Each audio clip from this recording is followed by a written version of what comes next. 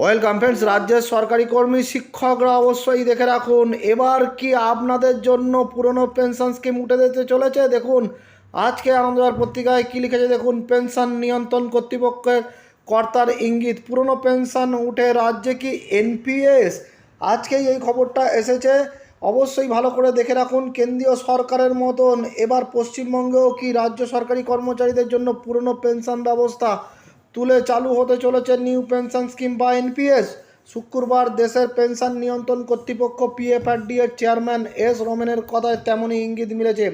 এদিন শহরের এক অনুষ্ঠানে যোগ দিতে এসে রমেন বলেন, পুরনো পেনশন ব্যবস্থার পরিবর্তে এনপিএস প্রকল্প প্রথমবার 2004-এ শুধু কেন্দ্রীয় সরকারি কর্মীদের জন্য আনা হয়। নাম ছিল নিউ পেনশন স্কিম, পরে তা খুলে দেওয়া হয় বেসরকারি ক্ষেত্রের গ্রাহকদের জন্য। বর্তমানে এর নাম নিউ পেনশন সিস্টেম। কেন্দ্র ছাড়াও দেশের প্রায় সমস্ত রাজ্য সরকারই এটি চালু করেছে, এখন পশ্চিমবঙ্গ সরকারও চালু করবে ভবিষ্যতে। সংশ্লিষ্ট মহলের একাংশের দাবি, কেন্দ্র এবং অধিকাংশ রাজ্য সরকারি কর্মীদের পেনশন পেতে বাধ্যতামূলকভাবে এনপিএস করাতে হয়। ক্ষমতায় এসে পশ্চিমবঙ্গেও যে বিজেপি এটি চালু করার চেষ্টা করবে সেই আন্দাজ ছিল, তবে এনপিএস নিয়ে বহু ক্ষেত্রেই সরকারি কর্মীদের মধ্যে ক্ষোভ রয়েছে।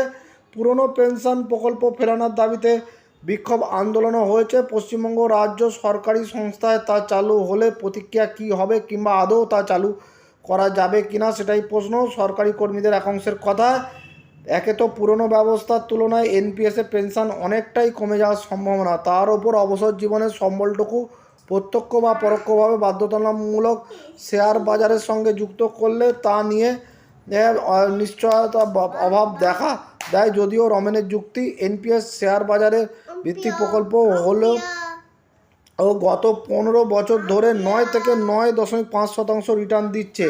এই মুহূর্তে আপনারা জানেন যে এনপিএস রয়েছে, তার পাশাপাশি ইউনিফাইড পেনশন স্কিম অর্থাৎ ইউপিএস রয়েছে, যেখানে কিন্তু কর্মচারীকেও সেখানেও কন্ট্রিবিউশন করতে হয় 10%। তবে সেখানে যেটা হবে, রিটায়ারমেন্টের পরে কিন্তু সে যেটা বেসিক হবে তার অর্ধেক কিন্তু সে পেনশন হিসাবে পাবে, প্রায় ওল্ড পেনশন স্কিমের মতন।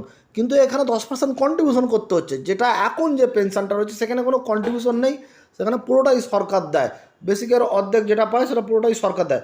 এই নিয়েই কিন্তু কেন্দ্রীয় সহ অন্য রাজ্যের কর্মীদের দাবি যে পুরনো পেনশন স্কিম ফেরানো চাই। পুরনো পেনশন স্কিম যথেষ্ট ভালো, আমি যেটুকু বুঝি। এবারে আরও এখানে কী লিখছে দেখুন, মাসে পুরনো পেনশন এবং এনপিএস দুটোর মধ্যে একটা তুলনা করেছে।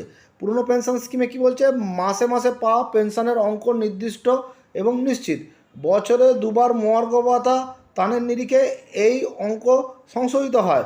শেষ পাওয়া বেতন কিংবা শেষ 10 মাসের বেতনের গড় যেটি বেশি, সেই ভিত্তিতে পেনশনের অঙ্ক নিশ্চিত হয়। কর্মীদের কোনো টাকা দিতে হয় না, পুরো খরচা সরকারের, যেটা আমি বললাম। এবার দেখুন এনপিএসে কী হচ্ছে, তহবিল তৈরিতে কর্মীদের বেতনের নির্দিষ্ট অংশ জমা দিতে হয়, সরকারও এক অংশ দেয়।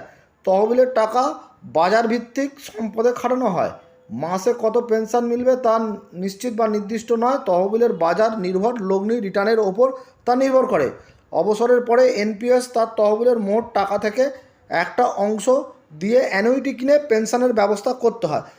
মানে যেটা হচ্ছে 60% দিয়ে দেওয়া হয় এমপ্লয়িকে রিটায়ারমেন্টের পরে, আর 40% দিয়ে অ্যানুইটি কিনে সেখান থেকে পেনশন হয়। সেখান থেকে পেনশন কতটা হবে, বাজার ভিত্তিক হলেও অনেক কম। ফলে পুরনো পেনশনটাই ভালো। কিন্তু যেহেতু সরকার পরিবর্তন হয়েছে, কেন্দ্র রাজ্য একই সরকার, এখন এ রাজ্যে পুরনো পেনশন ব্যবস্থা উঠে গিয়ে কি নতুন পেনশন ব্যবস্থা চালু হবে, সেরকমই কিন্তু এই আজকে পত্রিকায় উঠে এসেছে। এবারে দেখা যাক যে সরকার কি ডিসিশন নেয়। অবশ্যই কর্মচারীদের জন্য এটা একটা গুরুত্বপূর্ণ আপডেট। ধন্যবাদ।